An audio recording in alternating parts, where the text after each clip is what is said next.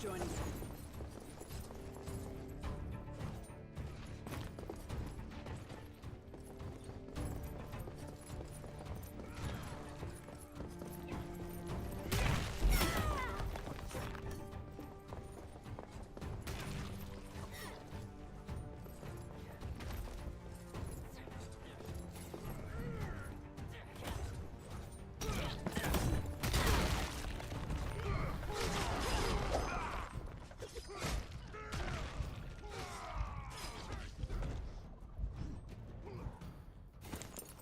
Let's try something new.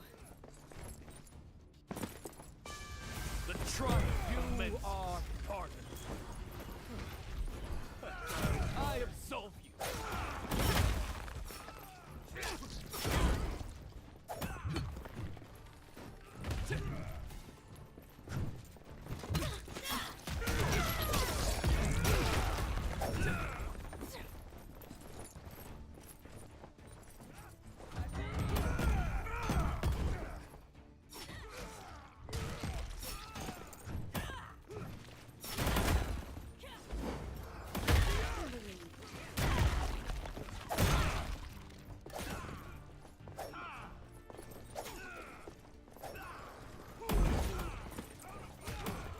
This isn't good.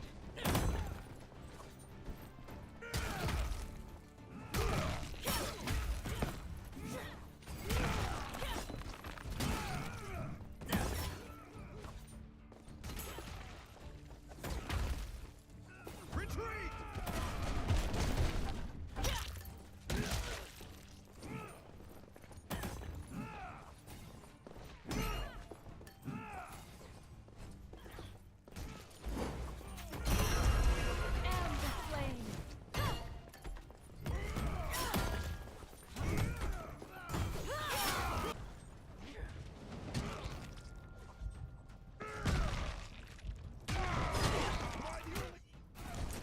Who's up next? That was rough. Don't bury me yet.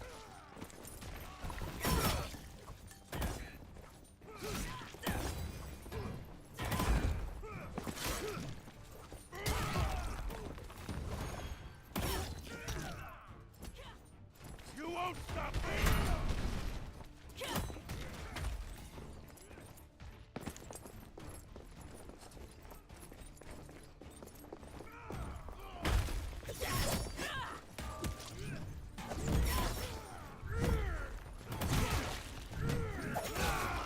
This isn't good.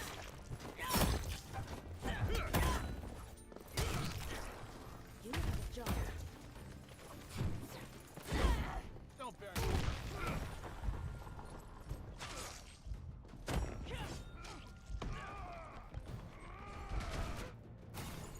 Who's up next? Enemy down. Complete. We've completed half of our goals. Press on. Carry the day.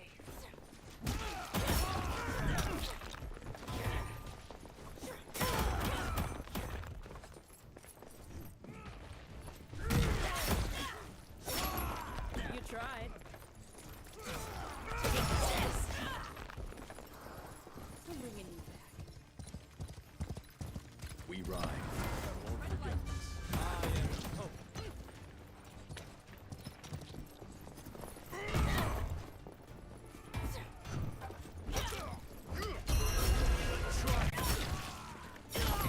You are the avatar of death.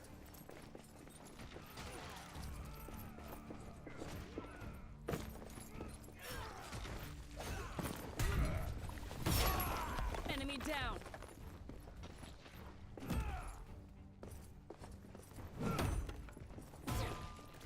Take this. Down the slain. A cry of terror rings out.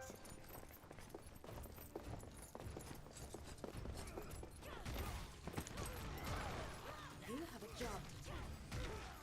Of course it's down to me. I'm up. I'm bringing you back.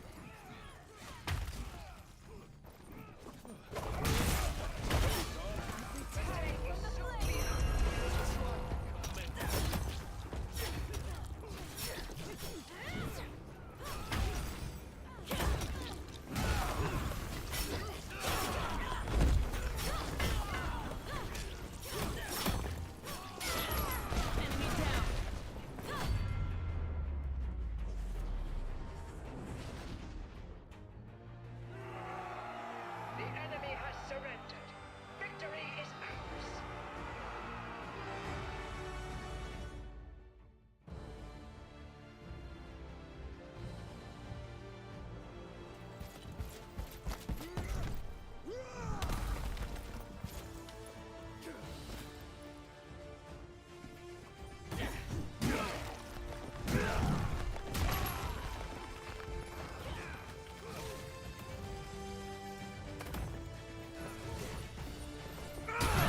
Double kill. You are the avatar of death. Triple kill.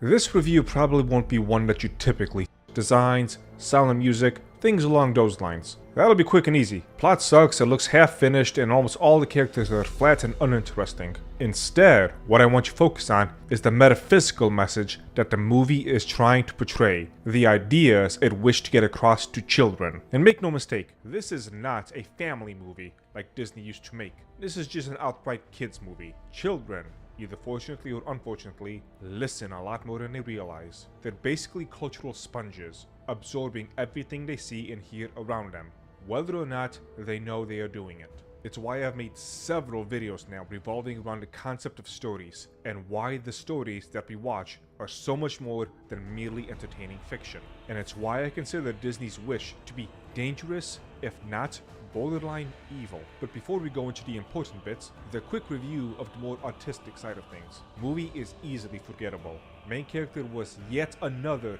"oh look at me, I'm so quirky" archetype that Disney has been vomiting out since Tangled. At least with Tangled, it made sense. She was trapped within a tower all her life and never had any kind of social interaction. She was quirky and awkward because she had a reason to be, not because the writers merely wanted her to be. The plot was overly rushed. Things happened at several points that nearly gave me whiplash, making me wonder how we got here so fast. The biggest culprit went from how the villain went from model idealistic character to Saturday morning cartoon evil because he was asked a couple of mundane questions, but we'll get to that. Musical numbers were largely forgettable. A couple songs could have really been good, but then they did something to otherwise ruin it. I might have to listen to some of them again without the movie, as it might have just been the movie that ruined it. But let's get on to the main point of all of this, and why I would label the movie as dangerous to show your children, and put those ideas into their fragile subconscious. Stories, especially children's stories, tend to have a message to them. The Boy Who Cried Wolf told a tale about the dangers of lying and destroying people's trust. Disney's Pinocchio is full of so many allegories and metaphors that has caused certain psychologists to go on to multi-hour lectures about how every little detail in the movie is perfectly constructed. Let's start with the movie's so-called villain, King Magnifico. Let me give you the brief rundown of the villain. Born of humble origins to an average family, his home and lands were ravaged by thieves and marauders, his family seemingly killed, so he began to work tirelessly on himself, learning the ways of magic. Once he amassed enough inner, personal power, he set off to an uninhabited island. From there, he began to build his kingdom. He never forced anyone to join his kingdom, he never tricked anyone. People from around the globe came willingly to live under his peaceful rule. We human beings live strongly by association, and with good reason. Sometimes the associations can be otherwise pointless and silly, but will still carry the strongest of feelings. If you don't believe me, by all means, go about your day with a Charlie Chaplin mustache and tell me how your day goes. If anyone makes any associations about you, regardless of your thoughts or beliefs on those associations. The movie starts right off the bat, and I mean literally right at the start, when it's doing its whole exposition dump from a fairy tale book, associating these otherwise positive traits with the villain. And that would be fine if we ever got to see a proper subversion of any of the negative traits, or showcasing how the otherwise positive traits can end up being used for evil, and a main character to showcase how it should be used for good.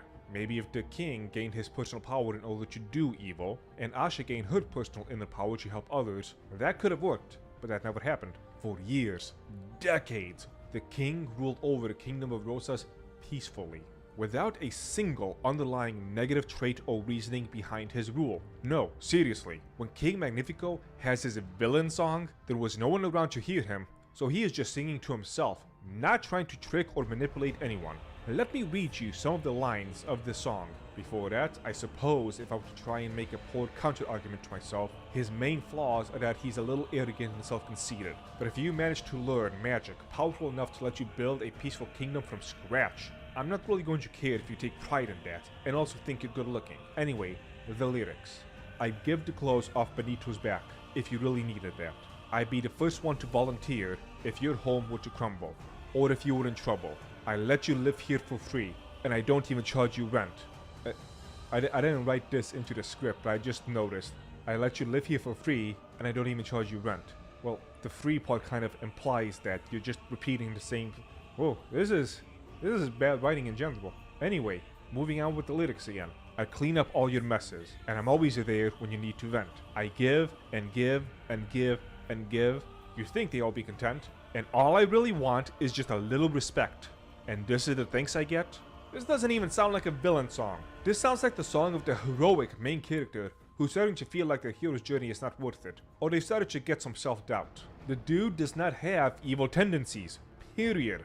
With everything I've laid out so far, does it not sound like King Magnifico is actually a great person? Maybe even someone young kids should look up to? Well, let's take a look at what exactly Disney did to make him such a bad guy. When people turn 18, or when they move to the kingdom, they willingly give him their wishes. When they do that, they forget what those wishes were. King Magnifico chooses the wishes that will be good for the kingdom of Rosa and for the people, and holds on to the rest. None of this is for personal gain. He's already the king. Everyone already respects him. He doesn't get any power from this, at least not until they shoehorn forced evil magic into him. He does it from how the movie portrays out of the benevolence of his heart. This is a motif as old as the very damned concept of wishes. So in other words, a motif that has been around and passed down since the beginning of civilization. Be careful what you wish for. Sometimes what you think you want isn't actually what you want. There are unintended consequences. All that jazz. This movie, made by Disney, who brought many of these old fairy tales to life over the last 100 years, is now trying to destroy this timeless wisdom in the eyes of young children. We live in an age of horrible self-indulgence, and this movie is a reflection of that. Who are you to say that people shouldn't have their wishes granted, you might say? That's one of the more darkly hilarious bits. Asha's motivation, if you can really call it that, but more on her later, is that her grandfather is turning 100 and has not had his wish granted yet. She wants it to be, and that's what sparked all the series of events in the movie. Her granddad's wish is that he wishes to inspire the younger generation. On its surface, with rose-tinted glasses, it sounds great. But as King Magnifico showcases in his kingly wisdom, again, I can't believe they're trying to make this guy a bad guy, this is not a good wish. It's too vague. Inspire them in what way? What if he inspires them to do something dangerous? What if he inspires a bunch of ignorant children, like Asha, to try and overthrow the kingdom, because they think they can do it better? Some dumb old man accidentally sets off the French Revolution in this land. I mean, hell, in a vague image of someone's wish, we see some character standing as if he just conquered a piece of land. If his wish was granted and he gained the power to conquer kingdoms, even if he doesn't choose the kingdom of Rosa and goes off somewhere else, he's gonna start wars, get people killed, who knows what else. Again, be careful what you wish for. So again, for the sake of his kingdom, potentially other kingdoms, for those people involved, he only grants a select few wishes, with no sense of malice or greed or anything else along those lines. All he wanted, the villain, all he wanted was for the people to be happy and to get a little respect for building a kingdom of peace that they all willingly went to. And Disney is telling the children watching this that all of this is bad, born out of villainous behavior. His toiling away at himself to get the strength to make his kingdom what it is, meaningless. Why work hard when you can just have your wish granted? We see an example of him granting someone's wish. Someone wished to make the most beautiful clothes in all the kingdom. He didn't give her the ability to magically manifest these clothes. He hands her a pair of magical scissors and I think another tool. She still has to put in the work. And this was done during a scene where the whole purpose of the scene was to make you dislike the king because he chose this wish over Asha's granddad. If Asha had her way, wishes just get magically granted and that's the end of it. At least with Pinocchio, he had to go on one hell of a journey before it truly became fulfilled. Here, magic pixie dust. To hell with the king and his tedious studies for the good of humanity. Those things make you arrogant. Be like the main character who, well, exists, I guess. These wishes, these dreams that people have, they're not the usual subtle allegories that Disney has done. It's a lot more in your face. There's no subtlety here. And here they are, trying to tell the young children that any wish, any dream you have, it deserves to be fulfilled. It should be fulfilled. The wisdom of the old benevolent king, with a lifetime experience under his belt, is wrong. And this 17-year-old, who doesn't have a single redeeming quality of a princess or heroine, she knows how things should be. Let's talk about her. The main character, Asha. She is how things should, with a lifetime should. Any dream you have, it deserves to be fulfilled. It should be fulfilled. The wisdom of the old benevolent king, with a lifetime experience under his belt, is wrong. And this 17-year-old, who doesn't have a single redeeming quality of a princess or heroine, she knows these wishes, these dreams that people have, they're not the usual subtle allegories that Disney has done. It's a lot more in your face. There's no subtlety here. And here they are, trying to tell the young children that any wish, any dream you have, it deserves to be fulfilled. It should be fulfilled. The wisdom of the old benevolent king, with a lifetime experience under his belt, is wrong. And this 17-year-old, who doesn't have a single redeeming quality of a princess or heroine, she knows how things should be. Let's talk about her. The main character, Asha. She is the everyman, or every woman, nothing particularly special about her. And that's not exactly new. Disney has a long track record. Any dream you have, it deserves that Disney has done. It's a lot more in your face. There's no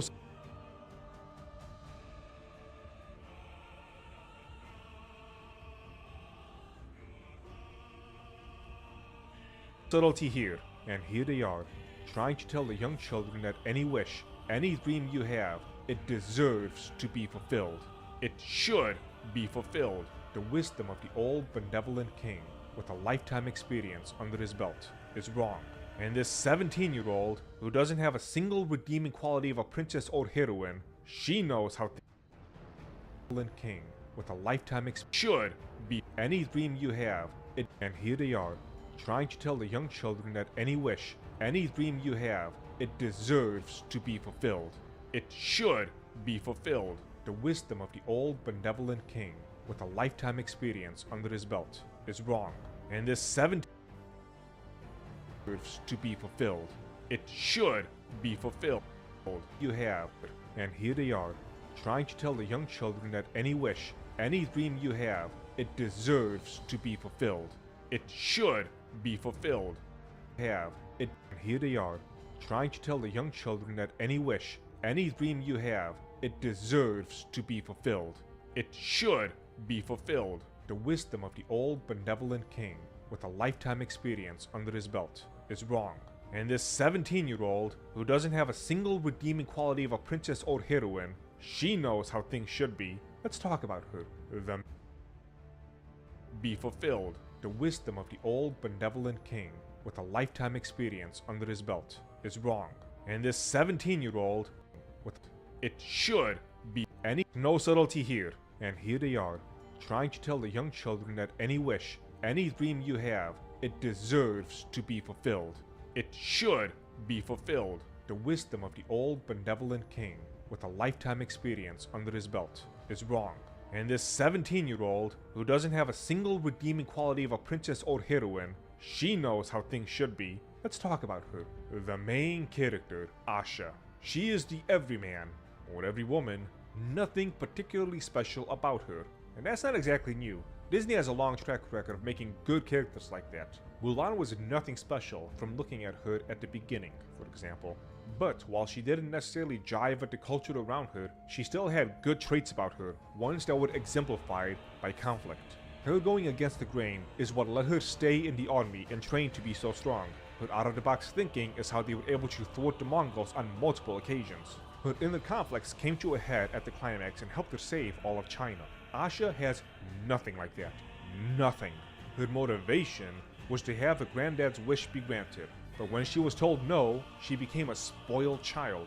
She told her granddad that his wish wouldn't come true, and he got understandably pissed. Why go as far as to take the hope away from him?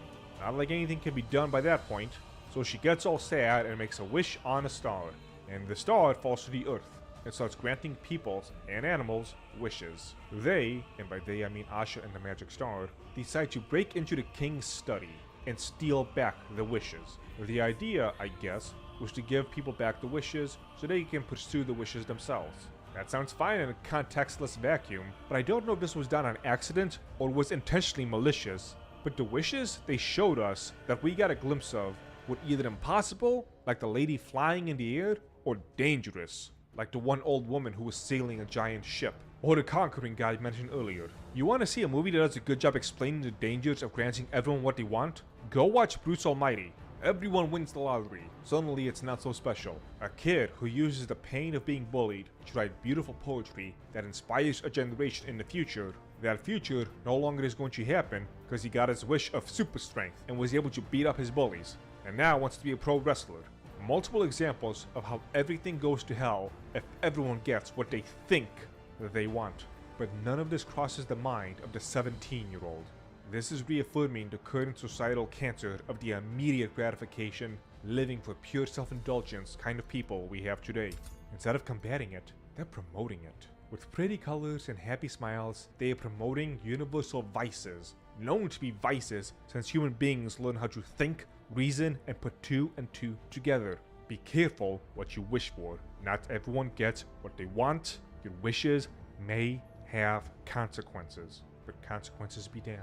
Back to the king. The falling star made a lot of pretty lights and colors and noises. He wants to find out what happened and tells the townsfolk whoever brings him any info will have their wish granted. He does this because he fears the kingdom might be in danger. Because reasons, the townsfolk start asking him questions, like what if they want to change the wish, or other things like that. It makes sense in the context of the scene why they would. What doesn't is why this would cause the king to fly off the handle. After this triggers the villain song, it leads into him using an evil, forbidden book of magic, which has an implied evil entity basically take over his mind and enslave him to the book. It was strange and shows that this movie was really rushed, because the whole thing was just vaguely implied at various stages in the movie. You never really got an idea of how it affects the mind. Just somebody made a casual statement about it. You see in it a drawing of some kind of entity, but that's it, just a drawing of some entity, never even implied it exists outside the book. They do nothing to enforce it. They don't show the book tugging away at his mind or anything. He just becomes power hungry for the sake of being power hungry, which is insane because he's already the king. He can now eat people's wishes to energize himself, which leaves people feeling depressed after he does it. At this point, he's just pure evil. Nothing of his previous good side is visible. Many people have shared this sentiment. It's like the first half and second half of the movie were written by two completely different people. In the first half, he isn't even a villain. In the second half, it's like he doesn't even have any real goals beyond just being a villain for the sake of being a villain. So does Asha, at any point in this movie, really learn anything? Does she go through any struggles? Any realizations? Any form of the hero's journey at all? No, she is. Quite literally. And I mean literally in the literal sense of the word, and not the bastardized modern day metaphorical sense of the word. Literally the same person from the start of the movie to the end of it. She never does anything wrong. I would argue never does anything right, but anyway. Even the scene with the granddad mentioned before, where he got all pissed at her, it looked to be made in order for you to garner sympathy for her, and to make the granddad seem unreasonable. In fact, and this may come as a real big shock to anyone who's been following Disney's bullcrap for the last decade or two, nearly every male character has some kind of notable flaw to them, while every female character is a Mary Sue with no negative traits. Even the background characters. The biggest flaw, quote-unquote, in a female is that one needs to walk with a crutch, but that's not really a flaw as it never comes into any play one way or the other. Chekhov is rolling in his grave right now. One male character is just an annoying, always negative dick. Another is basically a stoner. Another, his whole personality is he's constantly sneezing because of allergies, so that's something? Character development. We covered the granddad. One of the male characters, after he gets insulted by everyone, ends up turning on them to get his wish granted. Naturally, he's one of the very few white people in the Spanish-based culture, so of course it'll be him to betray everyone. And there's obviously the king, and that's it for the male characters. What's the lesson for little kids that the main character is meant to instill? I guess you're fine just the way you are? I don't know. Nothing was done with her. This script is starting to close in on 3,000 words, so let me bring it all together. Stories are filled with allegories and messages. Children absorb those stories like a sponge. This movie takes universally agreed upon positive character traits and associates them with villainy. They take what is otherwise a very good human being and tell the kids you must view this good person and his traits as evil. They tell kids to lean into the culture of self-indulgence and self-gratification, that they deserve to have their wishes magically come true, regardless of consequence. Instead of that villain, what the kids should be looking up to is an empty husk of a character. They never change, never improve, never become a better version of themselves. They just exist as an empty shell. Be like that empty shell, children. There's something darkly poetic about this movie. It's supposed to be the celebration of the last 100 years of animation at Disney. And this is the best they can give us now. I saw in an interview earlier in the week something depressing. Apparently, Disney has gone ahead and cleared out much of what they used to make 2D animations. So you most likely want to see the classic 2D animation styles again. But the art style is the least of my worries at this point. When you have stories that demonize moral virtue and praise this kind of self-indulgence, the dressing on the cake doesn't matter. The state of media right now is considerably worse than most of us probably even realize. Don't watch this movie.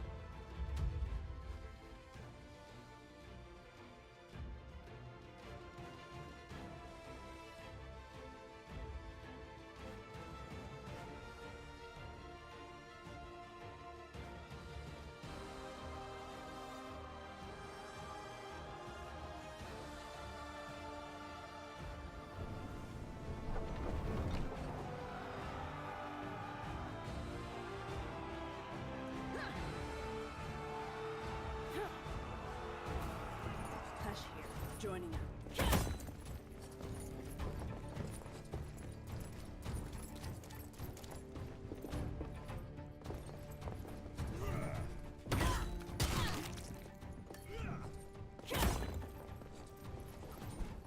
Of course it's down. Enemy down.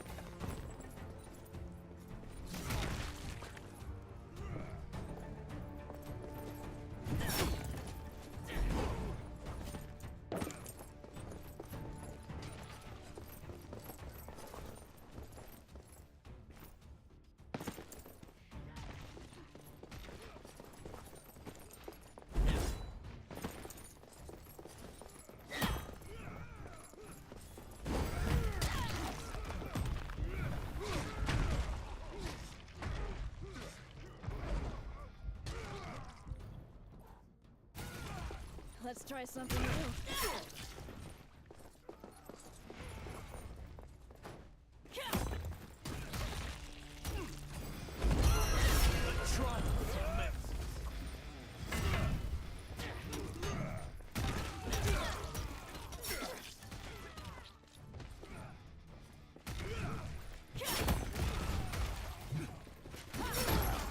Should have thought twice.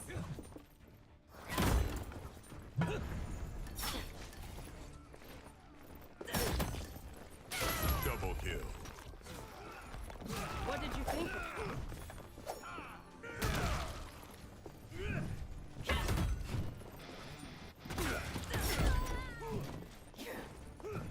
Take this!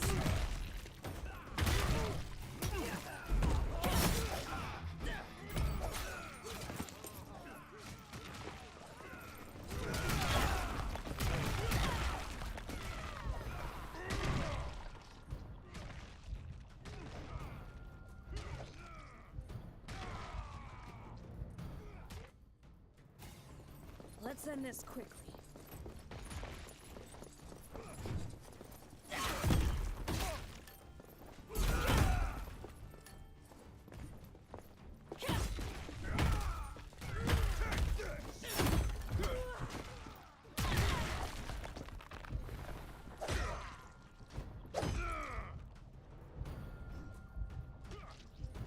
The enemy has made it halfway. Who's up next?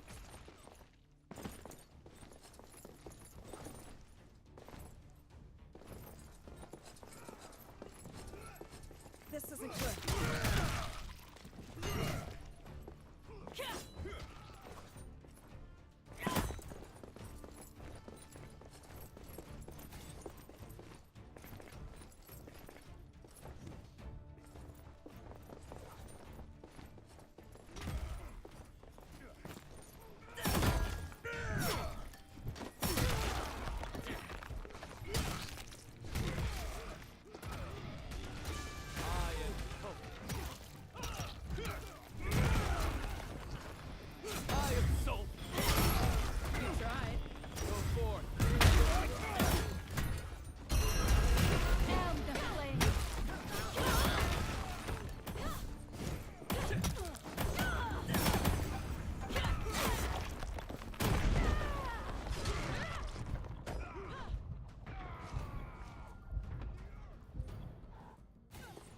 Who's up next?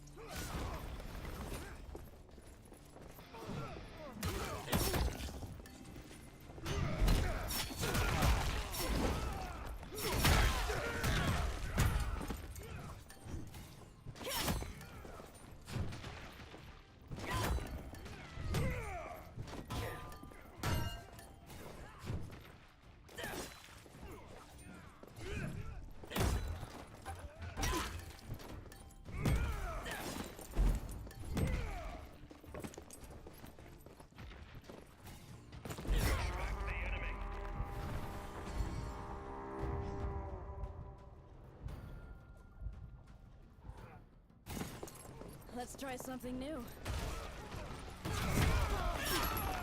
Enemy The triumph commences. Are there no mortals left to aid me? Double kill. You have vanquished a powerful foe. We're halfway through. Stay strong. I am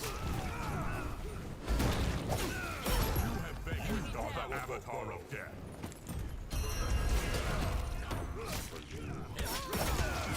Turn from the flames!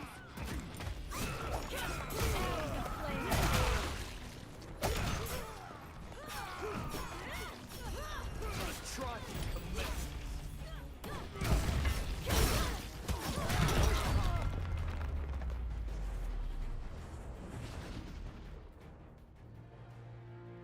Your valor will not be forgotten.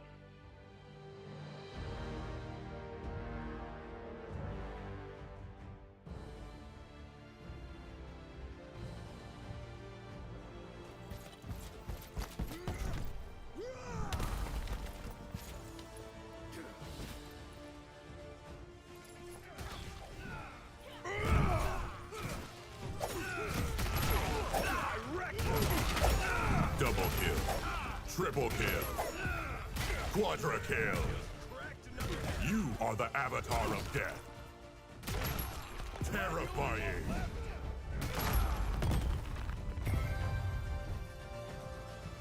Shut down.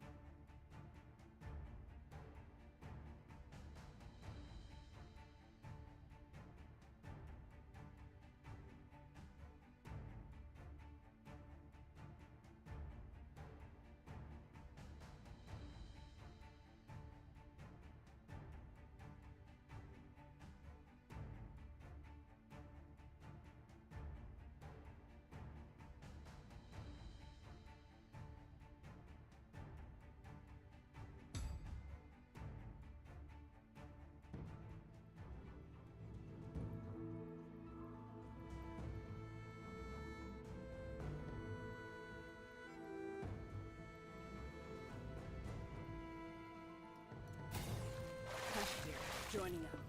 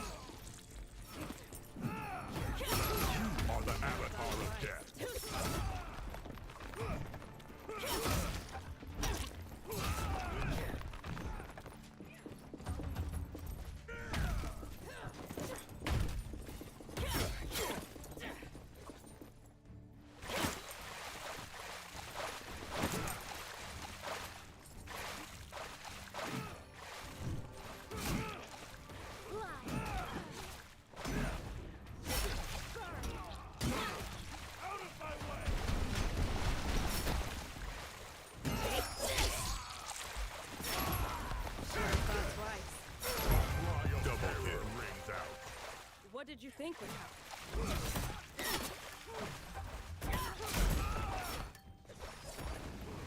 Only half of our objectives remain. Keep fighting.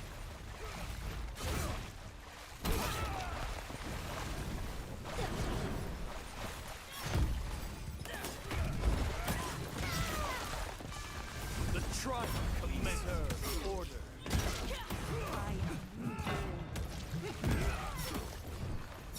I absolve you. Did I say?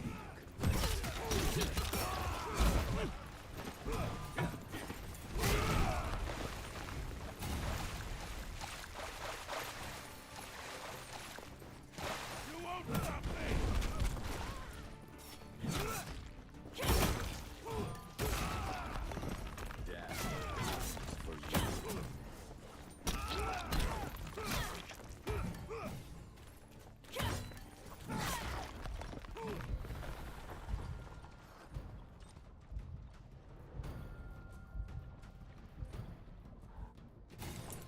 Who's up next?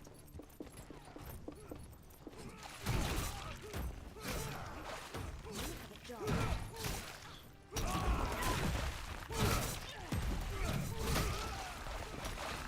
This isn't good. The triumph commences.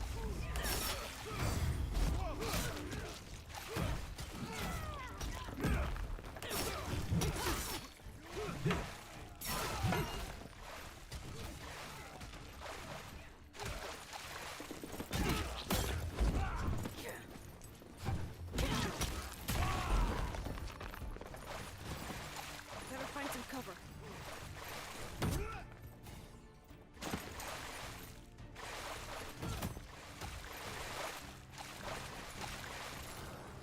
You have a job to do.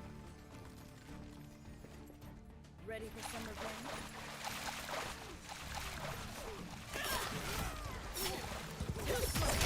Double kill. What did you think of that?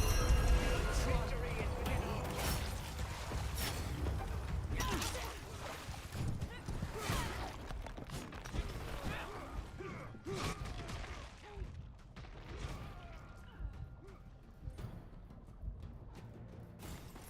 Let's try something new. You tried. I can hide from the flames. The day will soon be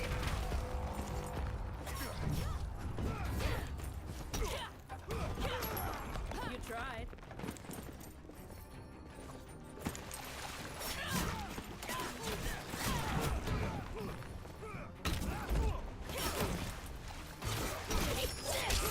On the avatar of death.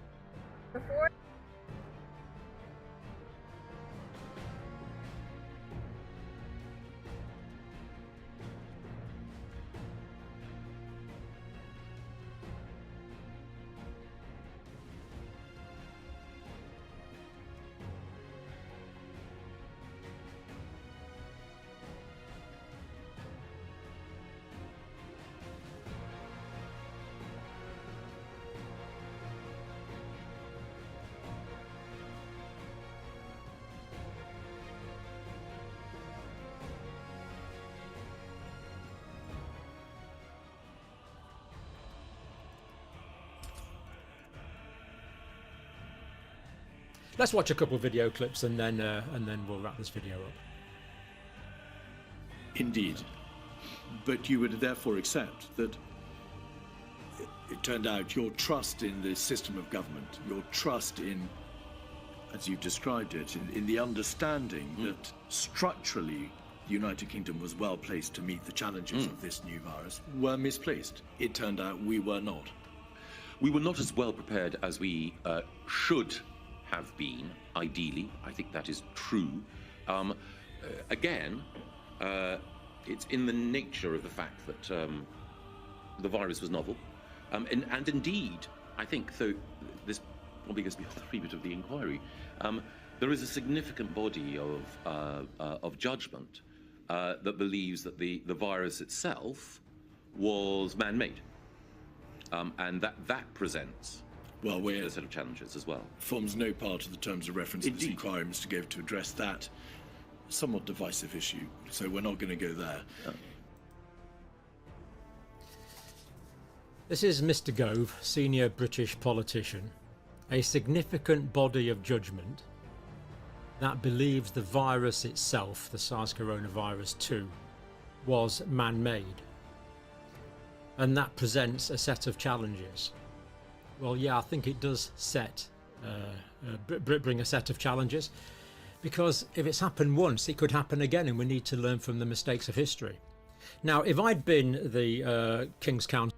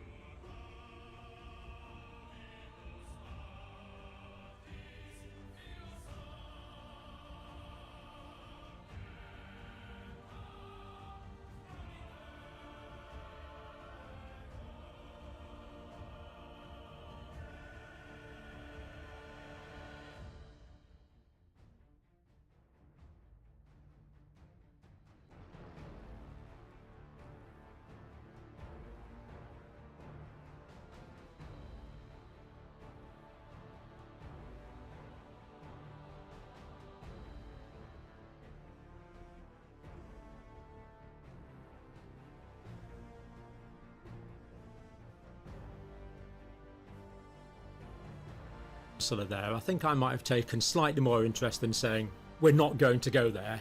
Absolutely. Closed it down. We're not going to go there. I would have thought, I mean, if it had been me, I mean, I'm not a King's Counsellor, but I would have said, really?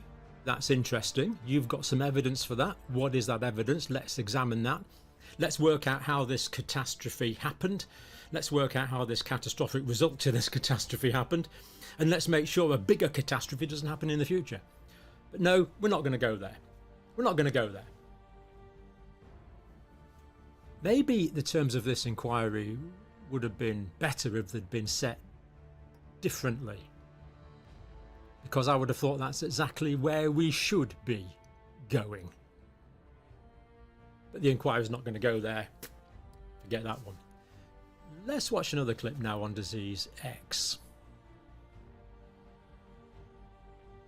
They, each of them, believe health systems should prioritize for an effective response to a potential crisis. And of course, it's our honor always to have Dr. Tedros with us, the Director General of the World Health Organization. And Dr. Tedros, may I ask you to answer that very simple question to start with? Thank you. Can you rephrase maybe the question? Yes, of course. At the highest level, what do you think health systems should prioritize for an effective response to a potential crisis? Yeah, I think that's a big question, but I would like to start with especially the Disease X. It's attracting a lot of attention, and I hope you have seen in the social media. But it's not a new idea. The first time we used the terminology was in 2018. The discussions were in 2017. I was just new Director General. As you know, we annually list the emerging diseases. And MERS could be one, Zika, Ebola, those we know.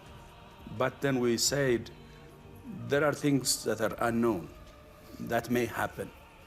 And anything happen. Organisation have been using the term Disease X since 2018 for new diseases for unknowns. And the Director General saying it's a matter of when, not if. He didn't say when, but it's a matter of when, not if. And he said they had been preparing for Disease X, and if you like, COVID was the first Disease X, but they've been preparing for that. I'm not sure you could really tell they'd been preparing for that, but that's what he's saying. So we have these new diseases, they are unknowns. But they need to be prepared for them. The better prepared they are, the better they're able to combat them.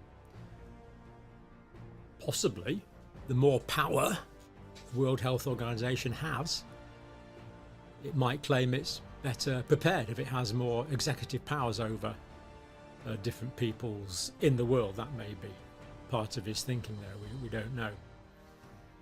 But it's a matter of when, not if. And when this disease comes, it's either going to be a natural spillover event from nature. It's going. We've made, obviously.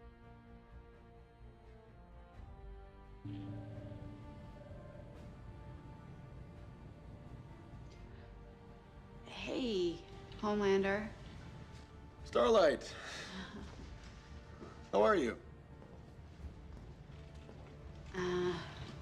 I'm good. I think I'm gonna go to sleep. Good night.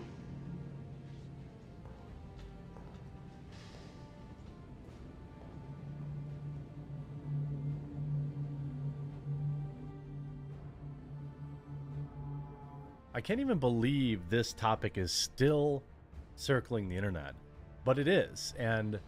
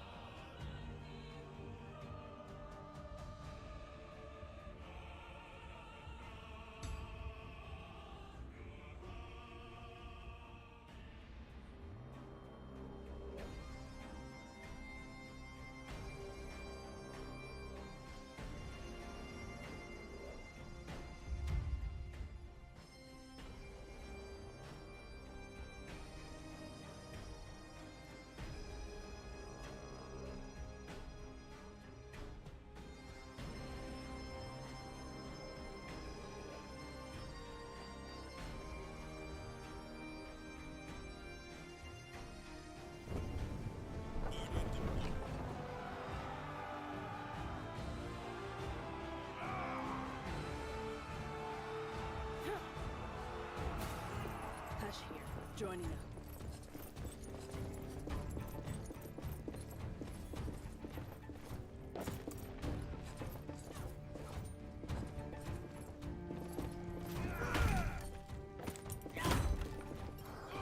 I'm bringing you.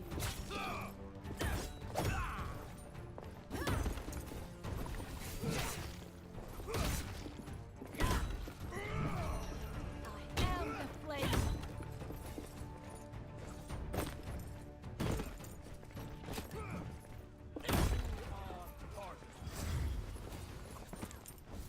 I am magic itself. The trial commences.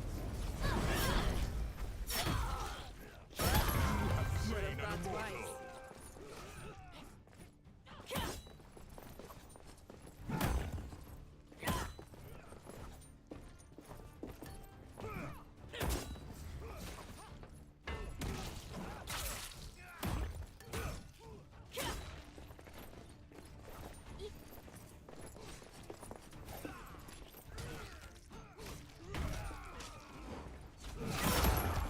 Should've thought twice. Double kill. You are the avatar of death.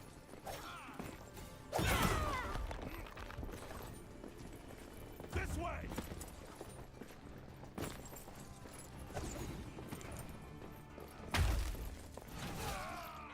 Get a move on!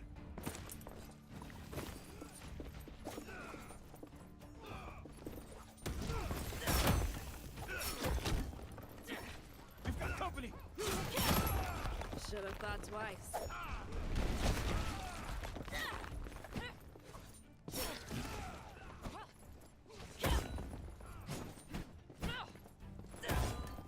A cry of Enemy terror down. rings out. Take this!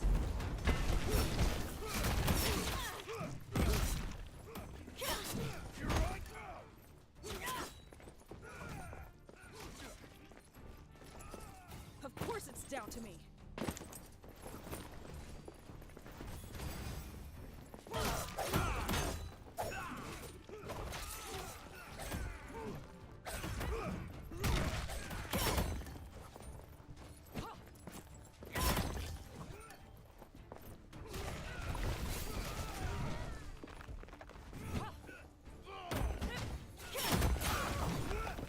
Be careful. This isn't good. The trial commences. are part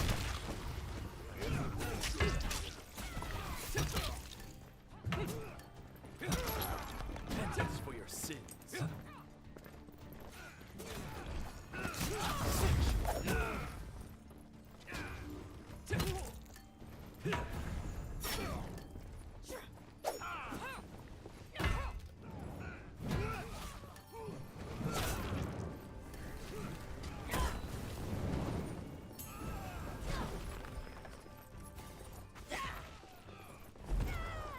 That was rough.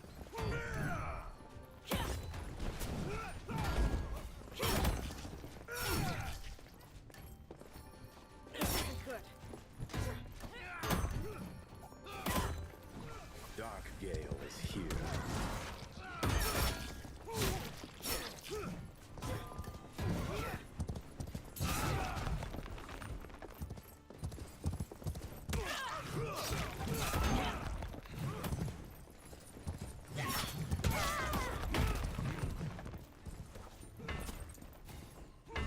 Enemy spotted.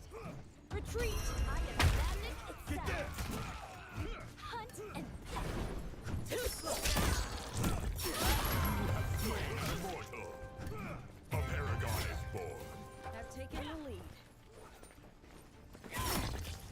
The enemy's almost halfway done. You have vanquished a powerful foe. We're halfway there. Double kill. What did you think was Taking the lead.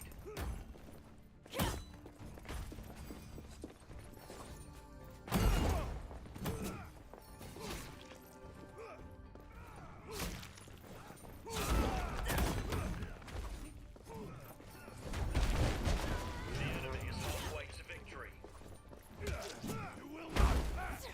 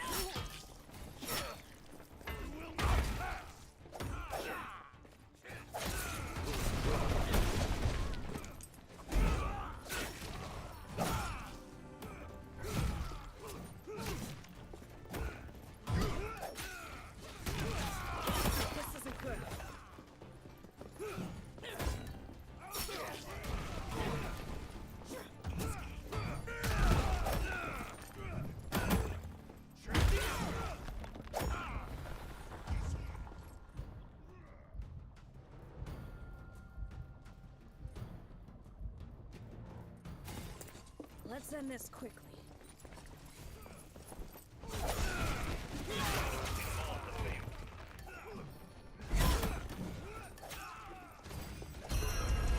And the flame. Better find some cover.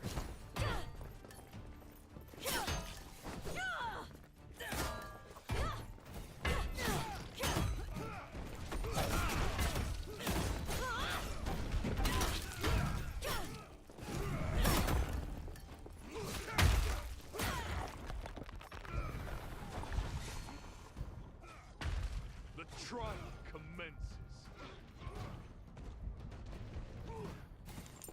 Who's up next?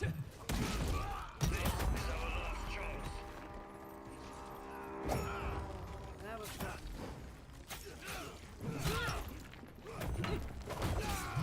Of course it's down to me.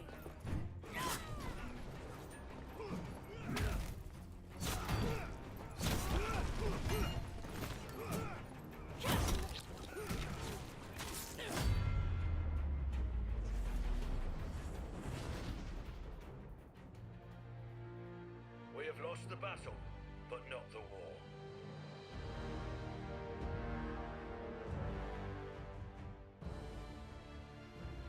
It's wild. So this actress from The Boys television show basically ruined her face with some weird combination of plastic surgery and weight loss and makeup. She basically went from a beautiful like girl next door to look to some sort of weird alien that looks more like Dylan Mulvaney than a woman. It's that same weirdo look that Jeff Bezos' alien wife has. I don't know why people think that chick is attractive. She looks weird. She's had way too much plastic surgery and it's gross. Well, you have this essentially before and after image of this chick going viral, and now she's having a meltdown and quitting social media over it. The Boys actress Erin Moriarty fires back at Megyn Kelly over claims that she's obsessed with plastic surgery. I mean, this is how she... I mean, if you look at some images, she used to be so pretty. And now she looks weird. Like, she looks... I wanted to see this, like, before and after. Like, she's clearly had a bunch of work done. Like, clearly. Like, very, very clearly. Here, this is probably the best example. On the left, she looks like Reese Witherspoon. Very, very attractive. Perfect, you know, your traditional beauty, we'll say. Okay, she may not appeal to you, may not like blondes, blah, blah, blah, blah, blah. Okay, that's fine. This is what she looks like now. A gray alien-looking person. People on the internet are reacting to this, saying like, what on earth did you do? She's had some sort of work done, very clearly. Her chin looks different, her cheekbones look different, her jawline looks different. She's... I would say that most people would say this is a massive downgrade. So now she's responding to the internet, basically dragging her for it. Actress responding to the internet, basically dragging her for it.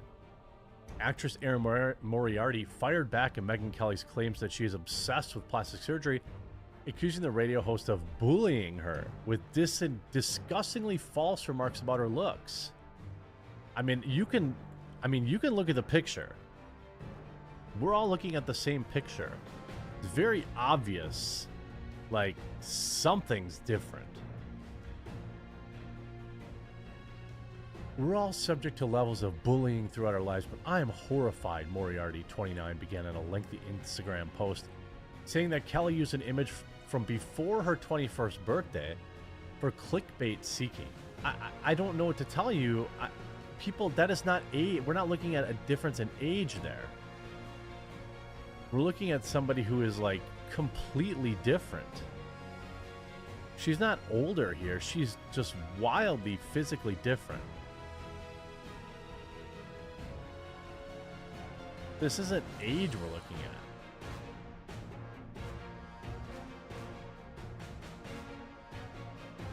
I got my makeup done that day, and it involves major contouring.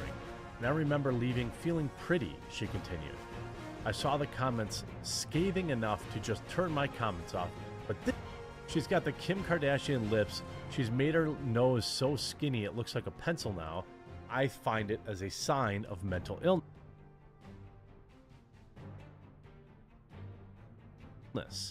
It probably is. I pointed out that Megan Fox basically did this too, and people on the internet dragged me. It must be like a different... Like, Megan Fox looks gross to me. She looks weird and fake and plastic, like if the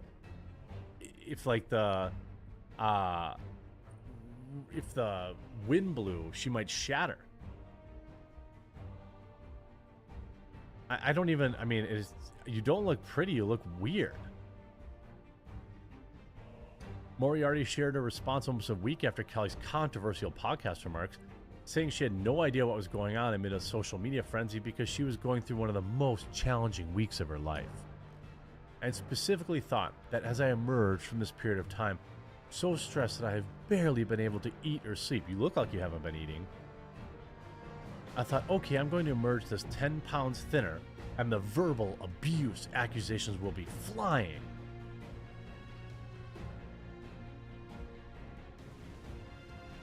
While Moriarty said she was expecting viewers to suspect she was on drugs or hit her with a flippant "just eat a burger" comment, she was stunned by the hostile reaction that came instead. Well, yeah, because people look at you and they're like, what are you doing?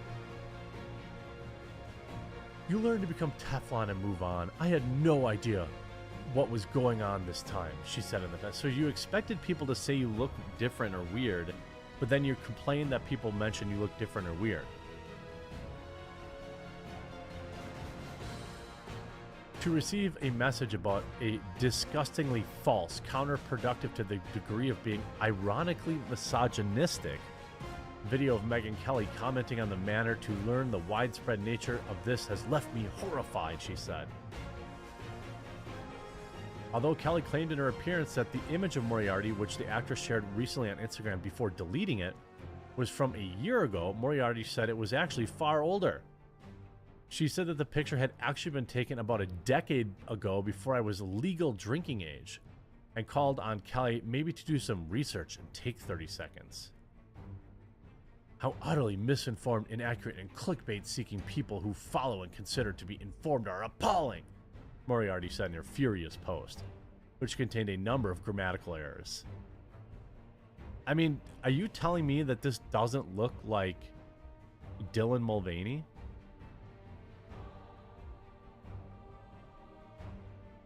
I mean, you're talking about being like Teflon, and you upload like this unhinged post. Now, she's allowed to share her opinion. 100% allowed. 100% allowed to share her opinion. But you don't get to then say how it's time to be like Teflon. It's appalling that you've had a ton of plastic surgery. By the way, it's men too. You can't tell me that somebody like Seth MacFarlane hasn't had a bunch of plastic surgery. Seth MacFarlane looks like he's made of more silicone and plastic than anything else. He looks weird too. The remarks in question came in Kelly's podcast earlier this month with journalist Michael Knowles, where she accused Moriarty of completely changing her face with plastic surgeries. She made the comments in the response to Moriarty sharing the alleged decade-old picture this month. As Kelly continued, she got the Kim Kardashian lips, blah, blah, blah. She's got like what appears to be cheek implants.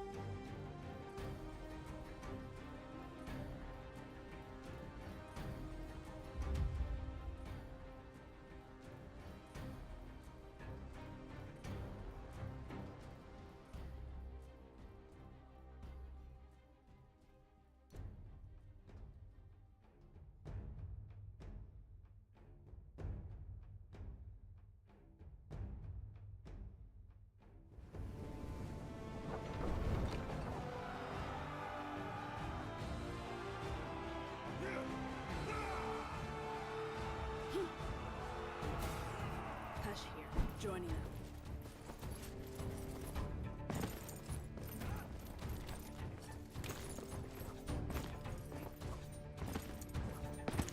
I found the enemy.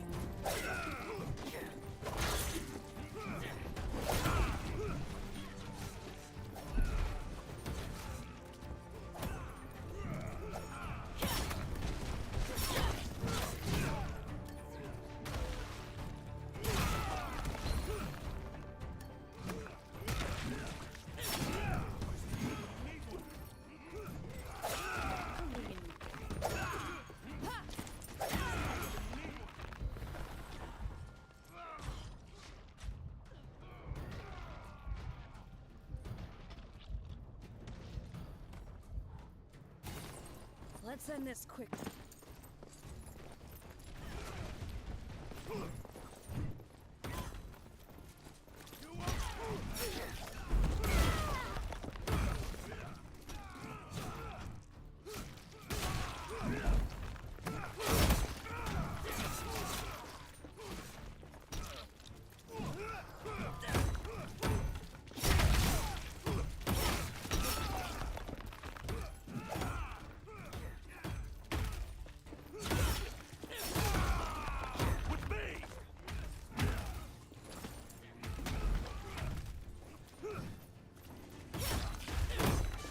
Raven here. You're welcome.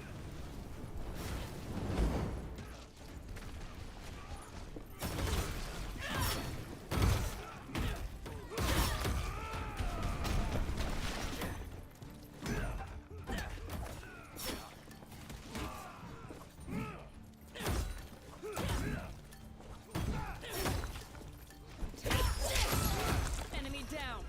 I am the flame.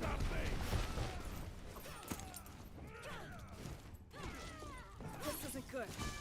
The triumph of mental order.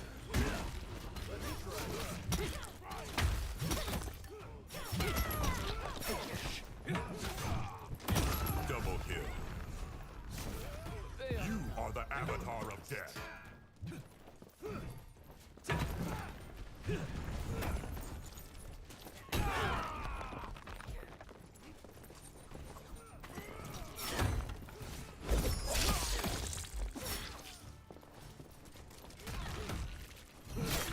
Magic itself. Enemy down.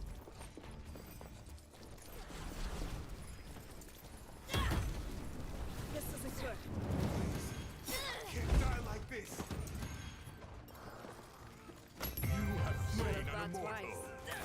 A cry of terror rings out. Double kill. Another for the pot.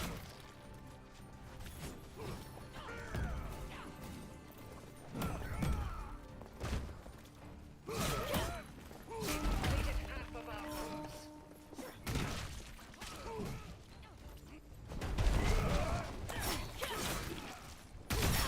You tried.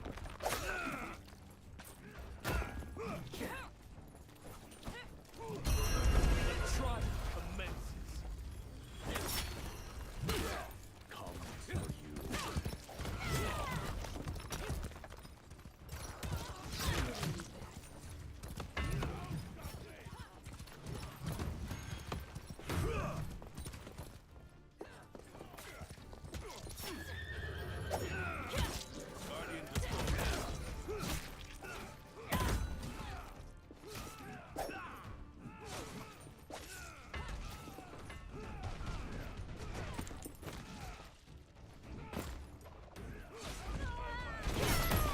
Enemy down.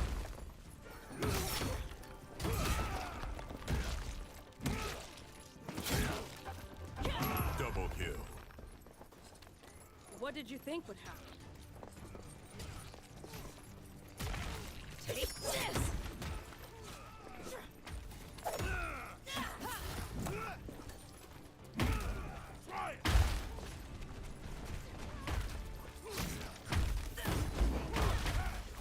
We there yet? Get there! The enemy has made it halfway.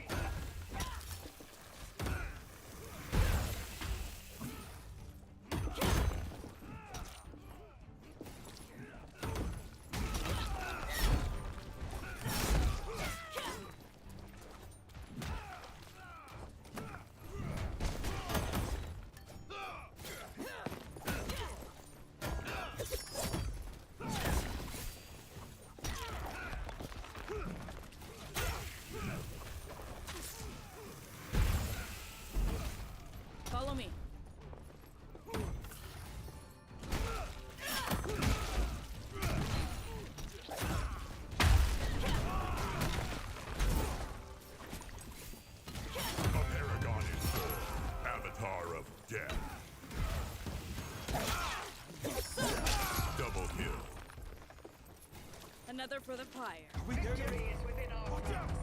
This way.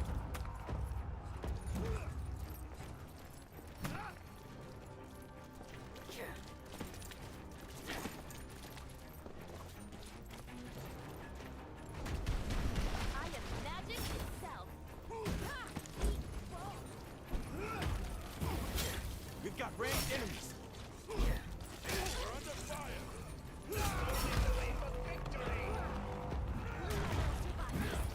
The enemy fires upon us. Enemies in the distance. This isn't good.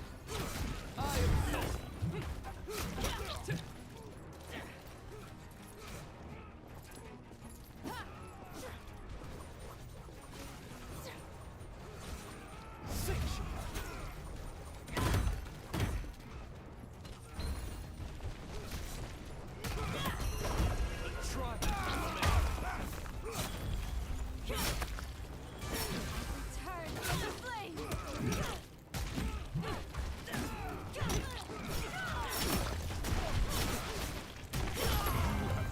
That's right.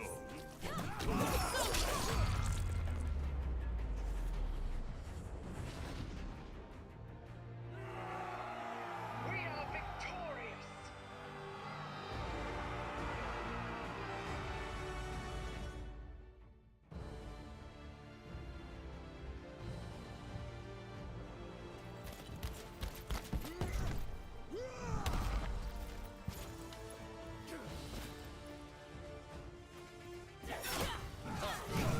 Not bad, right?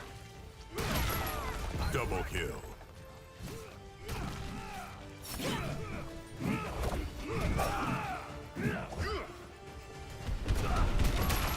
Double kill. You are the avatar of death. Triple kill. A cry of terror rings out.